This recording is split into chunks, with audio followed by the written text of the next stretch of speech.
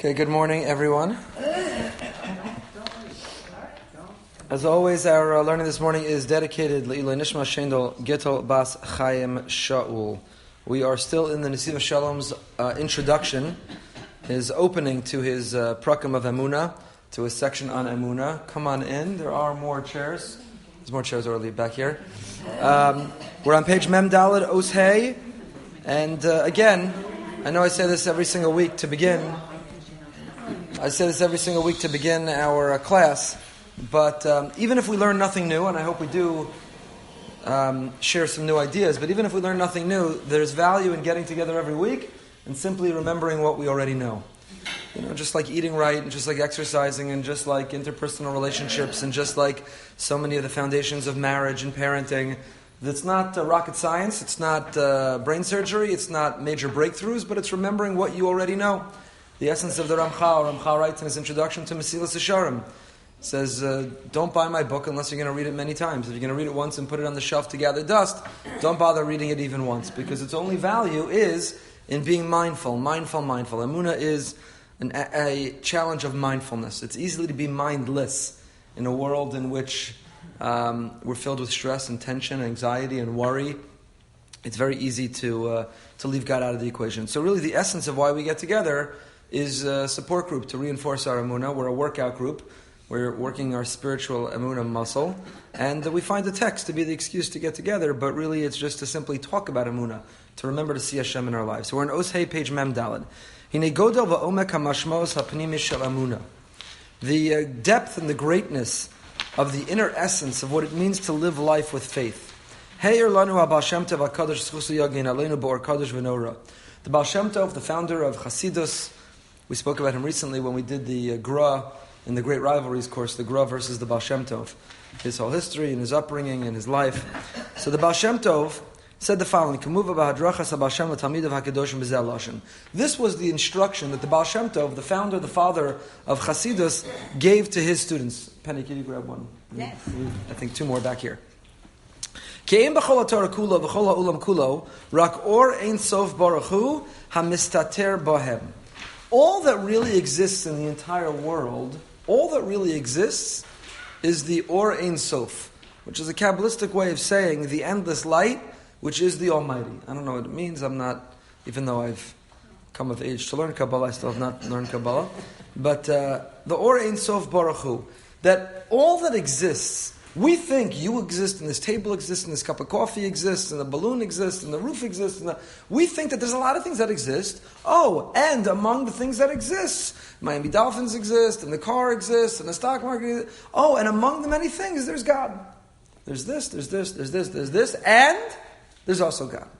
And what the Baal Shem Tov would reinforce to his students all the time is, no, the only thing that exists, all that exists, is God. God constricts himself, he restricts himself, he's mitzamtzem himself, so that he makes room for other things to appear, to give the illusion as if they exist. So it's a world in which we develop a relationship with him based on the illusions of this world. Now that sounds a little, out there. What do you mean the illusion? The food you eat is going to put, weight on your hips. It's not an illusion. There's no illusion. There's no illusion. You run the red light, you're going to crash into another car. You don't take care of yourself, you're going to get sick. These things aren't illusions. So what do I mean by it's an illusion?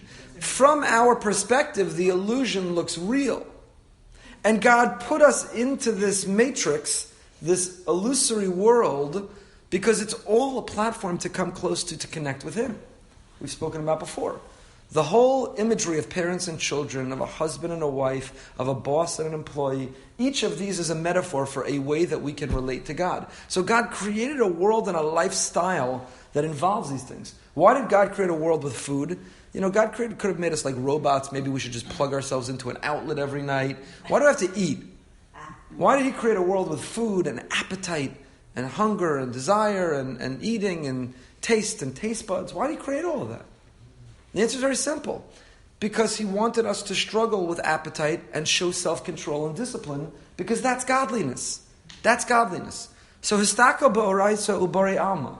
People think that God created the world, and then he said, okay, now I have a world. There's men, there's women, there's temptation, there's food, there's work that needs to be done, there's this, there's that, the other. I got to come up with a rule book. How are people going to know how to operate? I need a manual for operating in this world. So people think, well, God created the world, and then after he created the world, he wrote the manual called the Torah, and he gave it to us. But it's the opposite.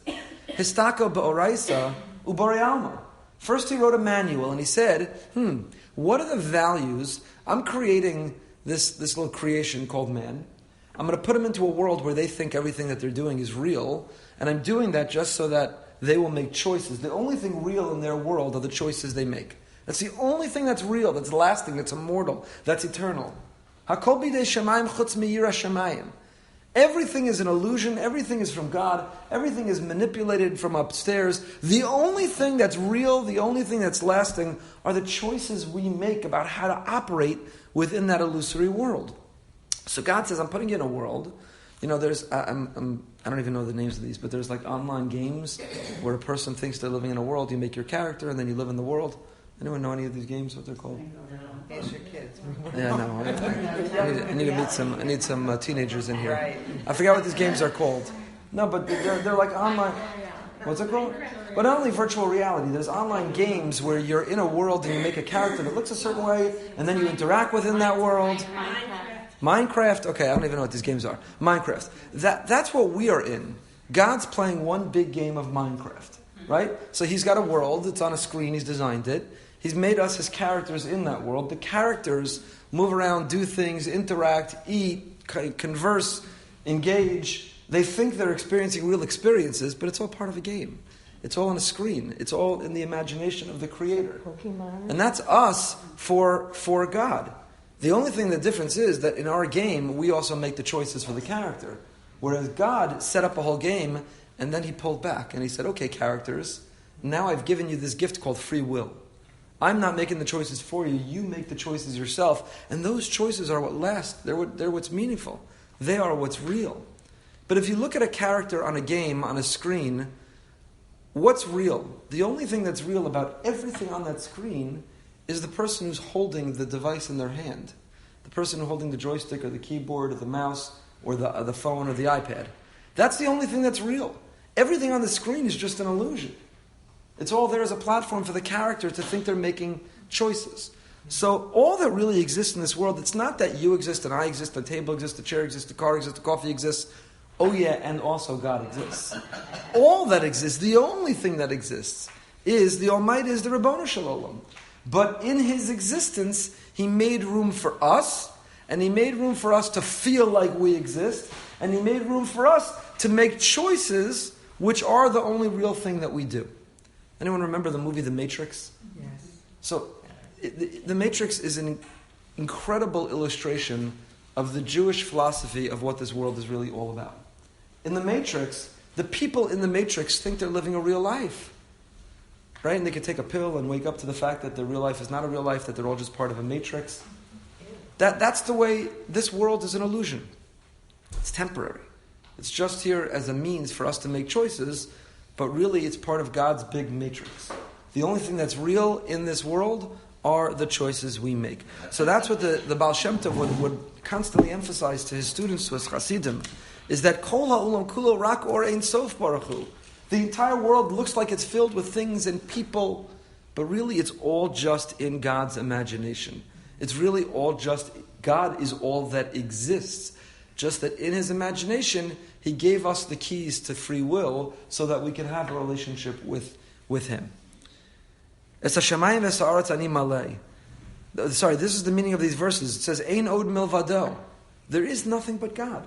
We've talked about numerous times how the Brisker Rav said, whenever you're feeling anxious, whenever you're feeling a crisis, whenever you're feeling urgency, whenever you're feeling worry or fear, or you're in a situation that you're nervous about, there's a great value, I don't want to use the word skula, I hate that word because it's really a tefillah, to just repeat over and over again, Ein od milvado. Ein od. You're on the plane, there's a lot of turbulence, you're grabbing the armrest, you're not sure what's going to be, Ein od milvado. You're in traffic, you're late to the appointment, so much is going to go down. It's a meditation mantra to calm your nerves.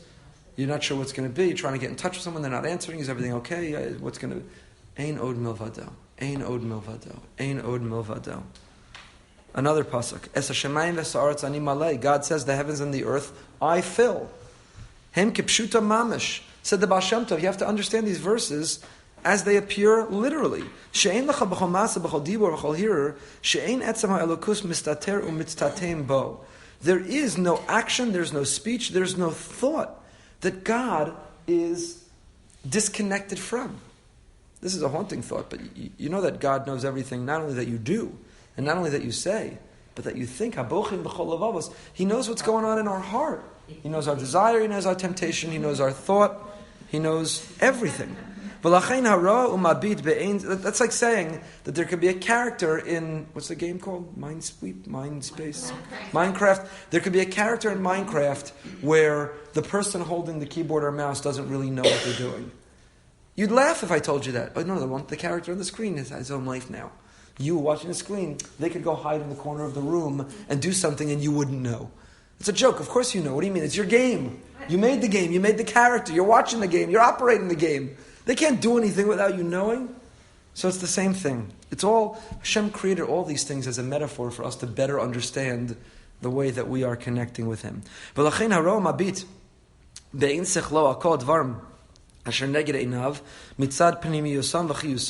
person who looks with the eye of their thought, of their thinking, on everything opposite their eyes, the inner essence of it, lo yirakoch elokim ma'al shebesochem hamachaya osam u'mahavam u'mekayim v'chol eis v'rega v'chulei. Adkan. This is what the Baal Shem Tov would tell his students. This is what the Baal Shem Tov would tell his Chasidim. Ein od milvado. It's not you and me and this and that and God. All that exists is God. God is behind. God is continuing to will the existence of everything. If the sun came up this morning and continues to shine and provides warmth and energy and light, it's because God is willing the sun.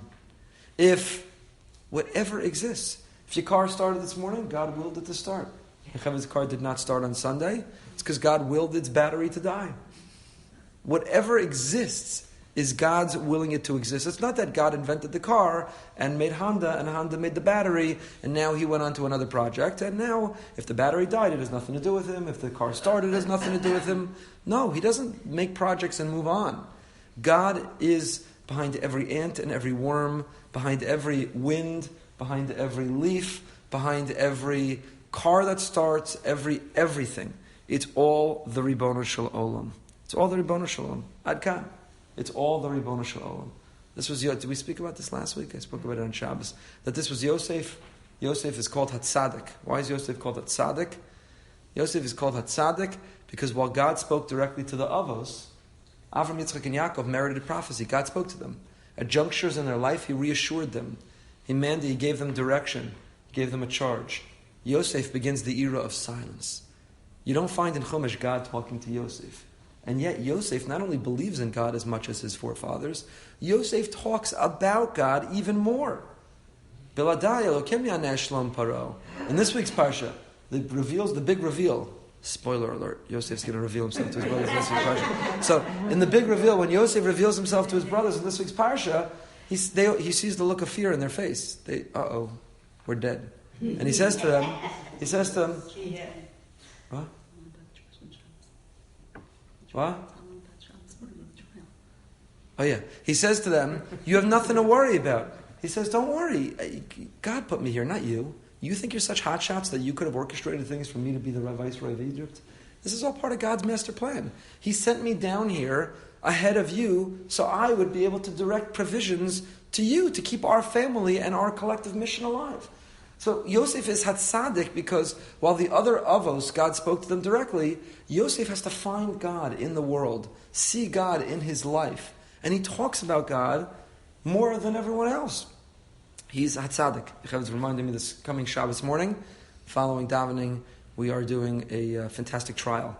We have a prosecution and defense attorneys. The whole shul is the jury. We have a judge, the gavel and the robe. And we're having witnesses will be called, and we're doing a little mock trial of Yosef and the brothers, all based on the Mefarshim and with great respect for our Shvatim, but to bring the story alive. I also want to remind you, Friday night, we have an incredible opportunity. This Shabbos, the Beis Medrash, Dr. Yitzchak Belzan Beis Medrash of BRS, is bringing Rabbi and Rebbetzin Neuberger. Rabbi and Rebbetzin Neuberger are a Rabbi and Rebbetzin in Bergenfield, New Jersey, incredibly popular, of a very fast-growing shul. And Rabbi Neuberger is a Rosh Hashiva at Yeshiva University. They're both phenomenal, incredible role models, people, speakers, Talmidei Chachamim. So Rebbetzin Neuberger is doing an oneg for women Friday night at the Rossman home in Captiva, and she'll be delivering a talk to women. Everyone is encouraged.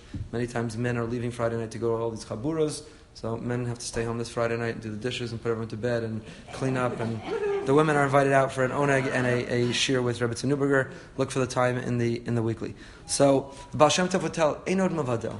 There is nothing else. Yosef understood whatever was happening in his life wasn't chance, wasn't coincidence. He saw in every time the wind blew, it was the Ribono Shel Olam. V'ukaman da'amar, as it says in Nehemiah, V'atam mechayes kulam. You, Hashem, sustain everything. You sustain everything and everyone. It wouldn't exist without you. U'v'rega she'en b'sochem koach chiyus ha'eloki.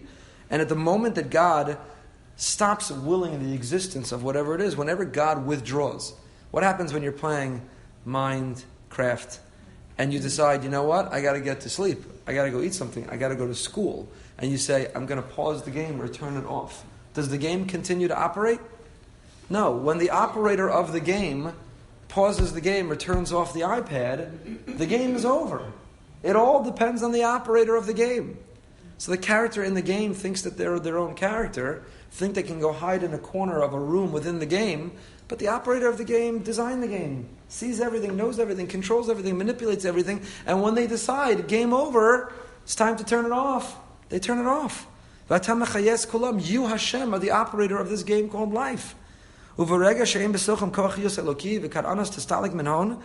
off when God says, I'm pausing the game, I'm turning it off, poof, everything disappears. Everything is gone. The Baal Shem Tov, Azil, he's going according to his opinion. The Baal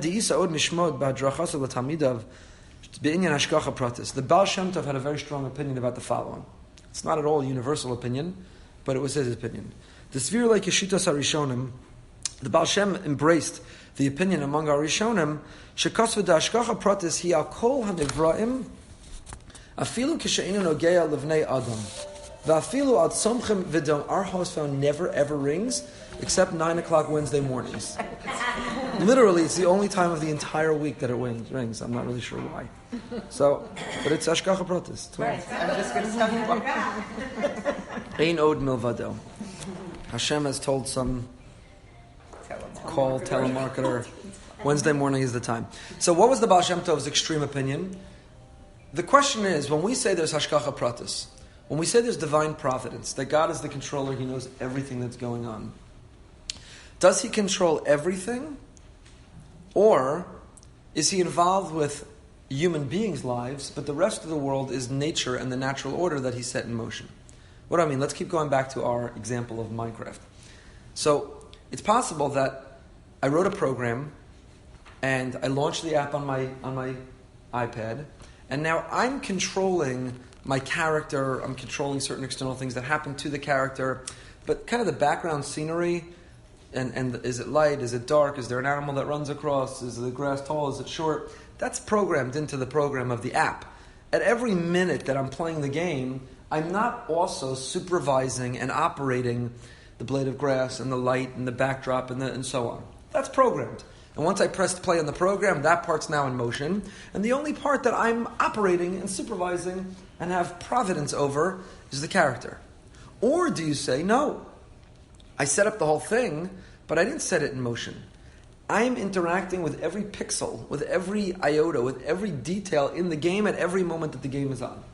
So this is a big debate between the Rishonim about God's interaction with our world. The Rambam, Maimonides, believed that God only has direct, individual, personalized providence over the human species. But over the natural world and the animal kingdom, there's what the Rambam calls hashkacha klalis. There is a broad category. So God says cats generally do this, dogs generally do this, animals generally do this, plants generally do that, mango trees generally do this. He pressed play, and now you go.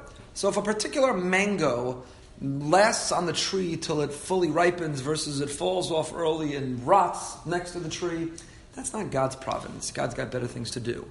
He set in motion the natural order with the natural law, and it depends on the shade and the rain and the sunlight and the season and the health of the tree and the toxins and he pressed that all in place 5,777 years ago when he launched the world. And he's busy in the meantime. He's got enough to do looking after the human world. That was the Rambam's feeling.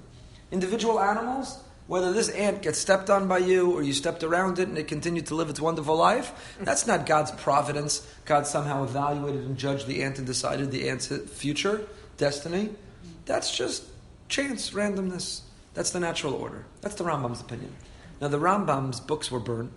Last night, actually, in our great rivalries, Rabbi Blumenthal gave a talk about the Rambam versus his rivals. You'll be able to listen to it online, and you should, because to us, the Rambam is one of the giants of Judaism. The Rambam, to us, is like an untouchable. He's the Rambam. But in the Rambam's time, and afterwards, his books were burned.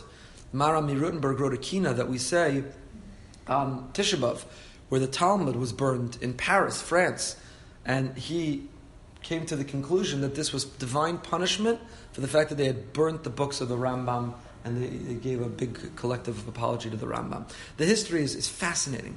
But particularly among Hasidim, they saw this perspective of the Rambam as a form of heresy, to the point that there are major Hasidic Sfarim who say, this is not me, so lightning shouldn't strike me, but that the Rambam, because he had this opinion, came back as a gilgul of a worm. That the Rambam, in order to earn a tikkun, for the Rambam to be forgiven for having this heretical view of God's providence over animals and nature, the Rambam was reincarnated as a worm. That was the only way he could be forgiven. I'm not saying that. I'm quoting others who say that. So there are Rishonim who say, like the Rambam, that God offers unique, individualized, personal providence to us. So we, the human being, all that happens to us in our lives is Ein Od Milvado. That's God. But you know what? If the leaf falls off the tree, if the mango ripened and made it, if the ant gets stepped on, that's God set things in motion, and he's busy with other things. That's the Rambam. The Baal Shem Tov, and this is what the Slonimer Rebbe is saying, the Baal Shem Tov was adamant, was vehement in opposition to that position. He believed, no, God is involved. Ein lecha davar shelo mashkichim alav melmala b'chol hapratim. We're on the second line on page Memhei now. There is nothing. There is ein od milvado. There is nothing that God is not directly involved with. V'tzadikei emes hayu chozrim b'shmo. And the righteous representatives of truth used to reiterate in his name. Who speaks Yiddish here? Ashrei git sich nit kein Rir von Ort an Hashkacha Pratis. Does not move from place. Without God wanting it to. Baruch Hashem, shkoyach. Uvepriya Aretz Isa, because I when I was dating Yocheved, on her resume it said she spoke Yiddish, but it turns out she didn't. So I was very, very disappointed.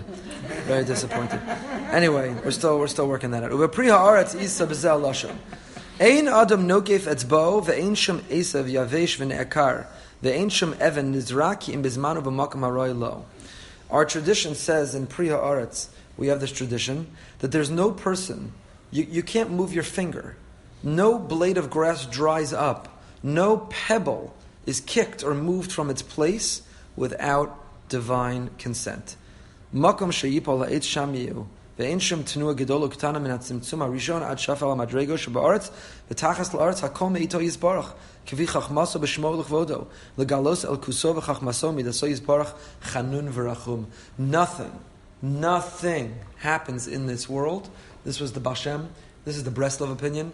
If you read the Garden of Emunah and the Garden of Peace and all the gardens of Rav Harush, this is the position of the Breslovers. Again, it's not. Nobody should think that this is unanimous. The Rambam and others said no. Hashkacha Pratis is a little more nuanced. It's not so simple. This is kind of the extreme position where everything that happens is the will of the Almighty. And one should see in everything that happens the will of the Almighty. I mentioned yesterday in the Parsha class that when Yosef turns to the brothers and he says to them, hey guys, relax, have a drink, l'chaim, relax, I'm not going to kill you, you're good to go, because this was God's will. God wanted me down here in Egypt. Do you think you're so great? I believe in God, and I don't believe I could be here unless God wanted me here. And you were a pawn, you were a tool, you orchestrated it, you were used to get me down here. But don't think for a moment, I don't realize that I only got down here because God wants me down. First of all, it's astounding that Yosef had the character, the strength to be able to say that, to feel that, to do that. And Yosef's relationship with his brothers is very complicated. I've quoted the Rabbeinu Bachya in the past that says that Yosef never really ever fully reconciles with the brothers. The brothers never fully really apologize as sincerely as they should. And the way they leave things at the end of Parshas Vayechi, Sefer Bereshis closes, and it's not all happy and joyful and wonderful as the curtain falls. It is somewhat mixed because, after their father dies, what do?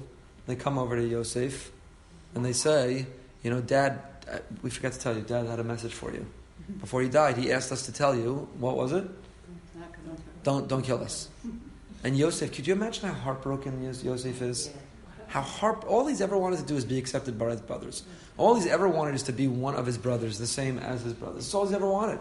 He hasn't necessarily contributed to that happening, but that's all he's ever wanted. And instead, his brothers throw him in the pit, sell him into slavery. He's in Egypt. Now he's in the top position. They need him. And he orchestrates things, and he is so magnanimous. How gracious could you be that when he reveals himself, he doesn't say, it's payday. You guys owe me. I'm going to torture you a little bit. But he says, you know what, guys, it's all good. This was God. I love you. We're good to go. And still, he's living all these New Years in Egypt thinking, okay, we've reconciled. We're close. Now we're good. Look how forgiving I was. Look how flexible I was. And when Yaakov dies, they come and they say, oh, we have this message showing that they never fully reconciled, that they're still living in fear. And the story didn't end because we commemorate every Yom Kippur and every Tisha B'Av.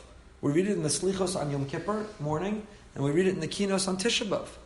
The story of the Asara Harugei Malchus, the 10 martyrs who the Romans murdered, our 10 greatest rabbis who were murdered by they didn't live contemporaneous to one another, but yet Chazal linked them together, and the Medrash Eicha says, why did they die? There was a tribunal, a heavenly tribunal, that says 10 brothers were never held accountable for what they did to Yosef. And these 10 rabbis paid the price on behalf of the brothers. So you see that this was not a closed issue. So what happened? I thought Yosef said that it wasn't the brothers, it was God. Why did the Hasarei Harugei Malchus have to die? If Yosef said, hey, we're all good, this wasn't you, this was God, God wanted me to be here, what's going on? And the answer, I think, is that there's a difference between holding someone accountable and taking revenge against them. There's an enormous difference between holding someone accountable. If you steal from me, if I'm a victim of Madoff, I don't say, well, clearly God wanted this, so I'm not going to try to recover the money. Bernie, come to Kiddush, come to have a l'chaim at my house, come to shul. This wasn't you. God used you to wipe my savings out. That's absurd. We have a system of halacha, we have choshen mishpat, we have Beis Din, we have an entire system to hold people accountable. You stole from me, you're going to be accountable. You ram your car into my car, and my car now doesn't work.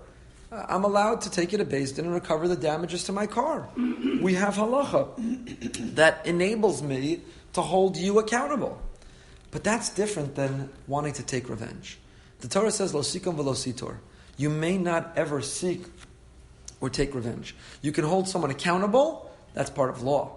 But you can't take revenge. And the Sefer HaChinuch writes, why can't you take revenge?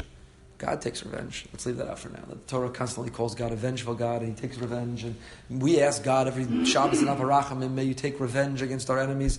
Okay, that complicates things a little bit, but let's leave that out for now. But we're not allowed to take revenge. Lo sikom v'lo sitor. Someone didn't invite you to their simcha, someone invited you and only served you chicken, even though you served them meat when you had them for lunch. Somebody sat you near the door, you sat them near the band, all the cheshbonos that everybody's constantly keeping. Why are you not allowed to take revenge? Lo sikom v'lo sitor. Sefer HaChinuch says something incredible. Because when you take revenge, what are you saying? You're denying God. You're saying that, God had nothing to do with this result that happened to me. I'm going to take revenge and wipe you out because you did this to me. And the answer is no. What happened to you could not have happened without God being okay with it. He also is okay with your holding the other person accountable.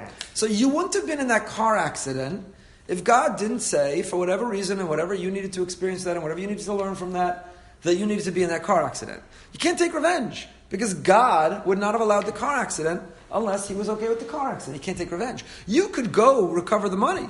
You could hold the person accountable for the damages they did to your car, but you can't take revenge because you can't knock God out of the equation. As a rabbi, you get incredible kavod and satisfaction and fulfillment, and it's an incredible job. And occasionally, you get a little agmas nefesh. And one of the pieces of agmas nefesh is sometimes people will speak a little lashon hara about you. You hear they're talking about you, and so on. Occasionally, so I was learning a lot about Emunah and working on Emunah a summer a number of years ago, where for whatever the circumstances were, someone decided to send a letter to the whole community regarding me. I should say the whole community. I didn't get the letter. So, but they sent the letter out. They sent the letter out widely. And I was working on Emunah. I was learning all these ideas right then. And this idea saved my life. Because you could go into an insane asylum and beating yourself up. Who was it? And I have to take revenge and we have to punish them and this is horrible. Or you could say, you know what? For whatever reason, the Ribbono Shel Olam, I needed to learn something from this experience. And, I'm not telling you if we ever found out who it was, the shul board shouldn't do something because it's not an appropriate way to communicate your issues. But from the position of being driven by, I have to find out who this is and I have to take revenge, we're going to throw him out of the shul and we're going to, that was just, it's such unhealthy energy. And it's an act of heresy. Mm-hmm. It makes you believe that yokel, that person was capable of causing you such hurt. Mm-hmm. But they're not. If God wanted, the mailbox to be stolen or be swept away by the wind, not to be delivered or whatever, God could have made sure that didn't go out, the letter. God was okay with it. I'm giving this as a personal example to you, just to tell you that this Sefer HaChinuch, Pshat and Lo Sikom V'Lo Sitor, this understanding of not taking revenge, is very empowering. It gives you tremendous strength and support to realize that whatever's happening in your life and however you're being treated by others, hold them accountable. Do what you have to do. But don't be consumed with negative energy or desire to avenge and those types of things. Right. Because you have to recognize and realize that whatever happened couldn't have happened without the will of the Ribbono Shel Olam. And I think that's what Yosef's telling his brothers. You know what? There's an Asura Harugei Malchus. In Shemayim, brothers, it's not so simple. You threw me in a pit. You were ready to kill me. You sold me down to Egypt. There's accountability for that. There's consequences for that. But says Yosef, in terms of my being here in Egypt, that's not because of you. That's because God orchestrated things for me to be here. Don't take credit for that. And don't think I'm going to kill you because of that. That was all orchestrated from above. Yes? When you're describing it, I feel in a way that we're kind of like puppets. Like, I want to feel like we have importance in this world and that when we make a decision, we make that decision. But in a way, I feel like it's all been orchestrated. So what do you tell people when they feel that? So it's what I alluded to earlier. Not only are we not just puppets, we're the only thing that exists. First of all, in terms of you're saying, well, that person was used to hurt me, God allowed them, so that person, do they really have free will? The answer is 100% they had free will. God wanted me to experience whatever that was. It could have happened in a myriad different ways. It happened because that schnook used their free will to be a jerk. Right. They didn't have to use their free will. They could have used their free will to write a love letter to the whole community about me. They used their free will to write whatever they wrote. So the fact that God wanted me to experience that result could have happened through a million different mediums. That person's free will made them the vehicle to bring about that result. So those two things, A, are not a contradiction. But B, what the Slonimer Rebbe is saying, what Chazal really say with the notion that Kol Bidei Shamayim Chutz Me'ir Shamayim is that the only thing that exists is our free will, are the choices we make.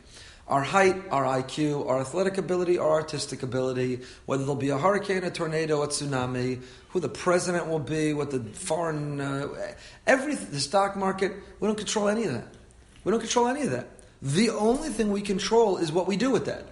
What we do with our height and our IQ and our athletic, those free will, and that's everything.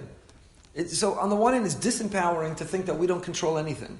Hakol b'dei shamayim chutz me'ir. You think you are who you are. Whatever you're wearing right now, you're not wearing because you have some individualized, unique fashion. You're wearing because you live in 2017, and this is what the people you admire wear. This is what the malls sell, and this is what the fashion says. You didn't choose this life. If you lived in Poland in the 1600s, you'd be wearing a different outfit. If you lived in... I constantly go to simchas where I see people with certain glasses or styles, and I say, boy, in 10 years they're going to be looking at this album saying, what was I thinking? This was the fashion, the style, right? I see that all the time, right? Wear something where in 10 years you'll still say, like, I looked good. Not what the heck was I thinking? right? So people all the time are giving in to some fashion. So much of our life is preordained. What family you're born into, your socioeconomic class, your intellect, your opportunities, so much of that is preordained from above. So that's very disempowering. You're left feeling like, what's the purpose of life? What's left for me? And the answer is everything. What you do with that, the choices that you make with that, the life that you build with that, who you choose to be with that. It's not disempowering. It is it's everything. That is absolutely everything. Put even stronger, God says, I created a world and I preordained and predetermined so much of your life. But there's one thing I couldn't program about you. And God says, even I, the omnipotent God, am impotent when it comes to programming this in you. And you know what that is? You choosing me. I can't make you choose me. Whether you know I exist, whether you lead your life according to the values that I exist, I can't make you do it. I've made all these other circumstances around you. I've preordained and predetermined so much of your life. But whether you elect to see me in your life, to live your life with me, that's left for you. And that's everything. That's everything. So is there a gray area, some things that we think are preordained that we actually can change? Do people feel they need that in their life, that they can kind of move into that realm a little more? I'm not going to dunk a basketball if I spend the rest of my life trying. That's preordained. My height, my athletic ability, my DNA. There are things that are preordained that we're not going to change. We understand that in the physical world. We get it. We have limitations. Certain things are not going to happen. And I think that's true in the spiritual world as well. On the other hand, we have free will. And free will is... opportunity. Free will is everything. It's everything. It's what we do with the cards we've been dealt. You can't change the cards you're dealt, but you can play the hand. And playing the hand is everything. Playing the hand is absolutely everything. Let's just finish the paragraph. Hanivroim benet salam shein behem koach b'chiyas elokim ima'al b'chinas v'yatem achayas kula mamish u'beladav ein behem metzias kiyum klal lachein hashkachasa yisbarach shemo hitmidis al kol chelke achiyus v'akoach shekol ma'asa b'shamayim ima'al v'yal haaretz mitachas. God wills all existence. God has providence over all existence. Unlike the Rambam, every time the wind blows, every blade of grass that dries out, every mango fruit that drops to the bottom of the tree. V'yoshu mamali kol alman v'soviv kol alman v'toch toch kol alman alkein lo tifso kashkachaso apratis afilu l'rega me'akol. And the Slonim Rebbe's position or evidence, building on the Baal Shem Tov's principle, is if it takes God to will the existence of everything, then He's continuing to interact with everything. He didn't set anything in motion. He doesn't withdraw. He doesn't disappear. He is continued interaction with everything that exists. So again, the effort, the exercise for all of us is ein od milvado. Is to not, on my checklist of things, I have to call this one, I have to do that one, I got to do the loan, I got to shopping, and I have this, and I have that, and I have that. Oh, there's also God, I got to do the daven thing. It's not that He's one thing on my list. He's not another thing in existence. He is all of existence. Ein od milvado. He's with me everywhere I go. He's involved in everything that happens to me. He's aware of every thought that I have. He is everything. He is everything. He informs, He inspires, He guides. He is everything. Hopefully for the good, sometimes for what we perceive as the not so good, but then we'll live life with a greater sense of reliance and dependence on Him. Hopefully we'll live life with a greater sense of gratitude and appreciation of Him. But He's everything. Driving Palmetto, I got to make the light. God, keep the light. God, keep it green, keep it green. It's everything. Hashem is ein od milvado. He is everything. And as we've talked about numerous times, when we live that life with that mindfulness and the sense of ein od milvado, it's not that a life of submission all of a sudden becomes a life of burden and torture. It's liberating, and it provides menuchas hanefesh, serenity, and it's empowering, and it is the most beautiful life that we can have. Have a great week.